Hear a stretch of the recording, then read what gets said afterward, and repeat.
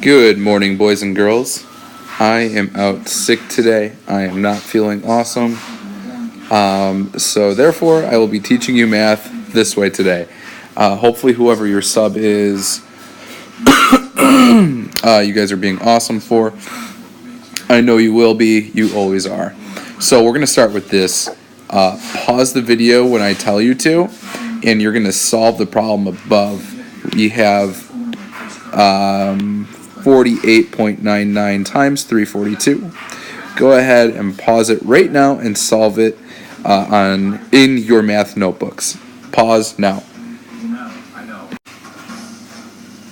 Okay, so hopefully you lined it up like this to begin. Remember, and I've seen people doing this. You do not line up the decimals when you multiply or divide.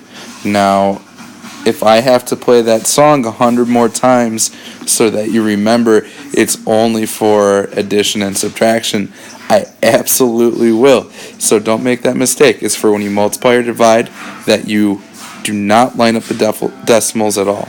And for those of you that forgot, there's actually a decimal right after 342 with the zeros forever and ever and ever. But don't write that. You don't need to. It's wasting your space. So we go ahead and multiply now. 9 times 2. I will be solving with traditional, by the way. 18. 9 times 2 again. 18 plus 1 is 19. 8 times 2. 16 plus 1 is 17. 4 times 2 is 8 plus 1 is 9. Now, when I go down rows again, let me switch colors. When I go down rows, I have to put a placeholder in. And if you'd like, you may cross off the 2, just so you know that you did it. Okay? Now I have my 4. 4 times 9, 36. And a good strategy, if you're able to, I obviously have my 3 up here. If you're able to erase, oh my goodness, the top parts as you go, that's very, very helpful so you don't confuse yourself. At the minimum, boys and girls, please at least cross it off. 9 times 4 then. 36 plus 3 again, 39. Oops. Alright, 8 times 4 then, 32 plus 3, 35. And then 4 times 4 is 16 plus 3, 19. Alright, and then when I go down again, I need a placeholder for the 2, which I've already crossed off. Placeholder for the 4, which I cross off now. And now I could begin to multiply again. If you didn't already, go ahead and erase or... Oops. Uh-oh, hang on one second. Alright, so my eraser tool is broken. Go ahead and cross off these numbers above so you don't use them again. Here we go now. 9 times 3, 9, 18, 27. 27 again plus 2. Okay, 29. 8 times 3, 8, 16, 24. Plus 2 is 26. And then 4 times 3 is 12. Plus 2, 14. And then finally, we add. Uh-oh. The Dodgers just hit a double. Sorry, boys and girls. Okay. Adding it all up now. I have my 8, 15, 17, 24. Is that right? Yep. And 17 and 1. Alright. Now, where is it that I put the decimal? Well, I'm going to look up here and notice that I have 1, 2 places. That was really thick. Let's do this. 1, 2 places to the right of the decimal. Since my decimal's here, I'm going to go 1, 2, and that should make about sense to you guys because 340 times 40 Well, I know 300 times 40 is, oh goodness, times 40. Well, 4 times 3 is 12 plus 3 zeros. It's going to be close to 12,000. And here you can see I have 16,000. So, yeah, it makes sense. It's within reason. So today we are going to learn how to multiply decimals using the grid system. So this only works when you're multiplying decimals that go in the tenths spot only, and if it has a whole number, it does not actually work. So only for numbers that use the tenths place. So pretend I had 0.3 times 0.5. Important rule that you need to remember forever and ever and ever is this: whenever you multiply two decimals, actually whenever you multiply anything by a decimal, the number is going to be smaller. So, for instance, if I did 45 times 0.7, my answer is going to be less than 45. Okay, so 45 is going to be larger because I'm multiplying it by a decimal. Now, this does not actually work. If I had something different. So let me give you an example. If I can erase, this thing does not work today. If I had 45 times, let's say 3.7, well, this whole number changes everything. It's going to actually make my answer larger than 45. Okay? So it really depends on what you're multiplying it by. Anything times this right here, not 0.7, but a decimal, it's going to give you a number smaller than what you started. So if I look at my example here, I have my 0.3 times 0.05. My answer is going to be smaller than the numbers I'm beginning with, okay? And you'll see the proof of that in 1 second.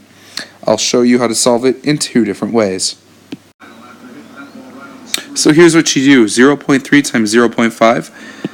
If you're using a grid like I am right here, it is so easy. You start off by, let me change my size real fast here. There we go. Highlighting 0.3. And I really enjoy doing this on the iPad, so if you guys work on this today using this method, totally try to use the iPad. So this is 1/10, 2/10 here, and 3/10 here. Okay, makes sense so far? Good. That's my 3/10. Boom. Now, for my 5/10, I actually am going to do the same thing, just going this way. 1, 2, 3, 4, 5/10. My answer is going to be whatever is overlapping here. Notice how the red and the blue both overlap. Overlapping is good. All right. So how many are shaded? Well, let's think.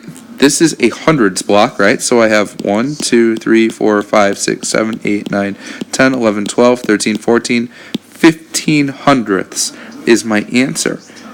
You should all know how to write that. 0.15 is it.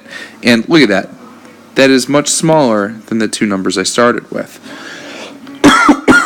Excuse me.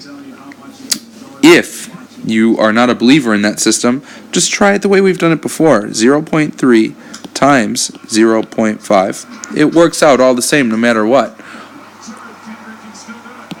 5 times 3 is 15.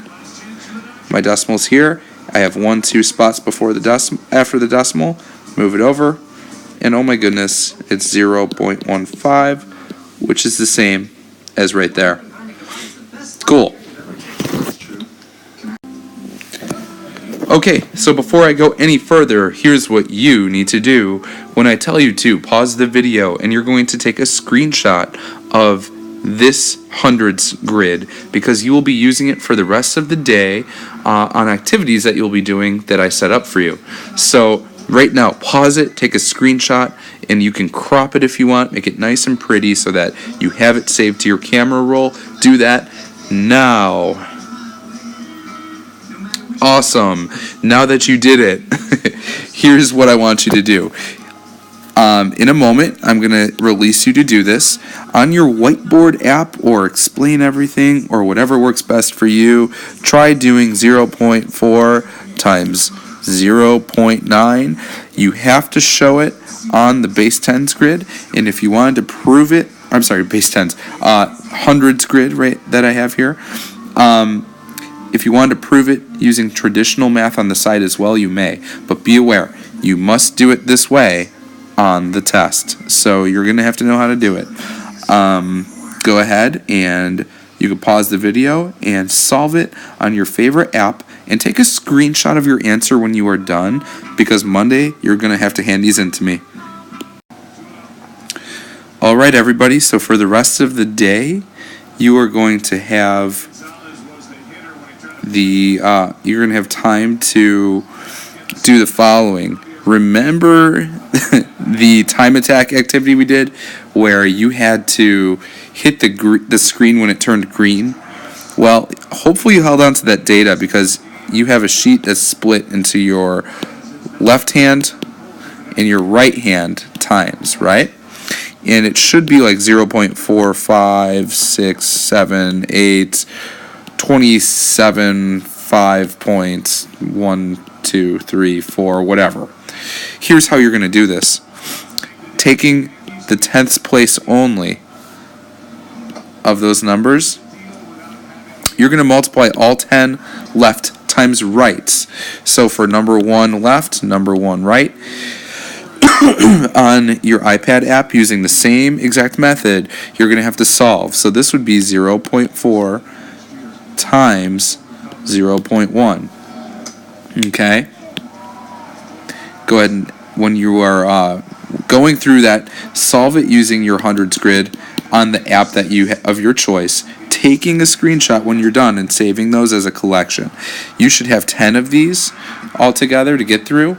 Go through all 10 left times rights, and when you are done, your sub has some practice for you, and it's expected that today everybody gets through 15 minutes of Dreambox. I'm done talking. I will see you all on Monday. Have an awesome rest of the day. Cubbies looks like they're going to win. Have a great weekend.